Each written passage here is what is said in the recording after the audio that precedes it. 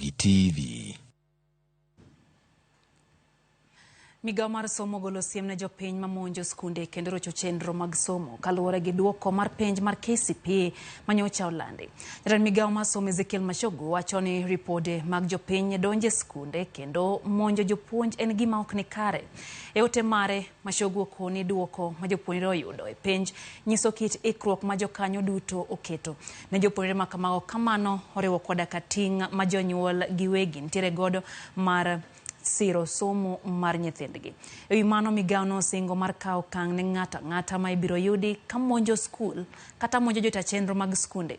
Okang' ma kama migao no kawo bang' ka jonyuol nyocha omonjo skund primar ma Isongo mayudre Kakamega kendo riembo japuonj maduong' mar skundno lep.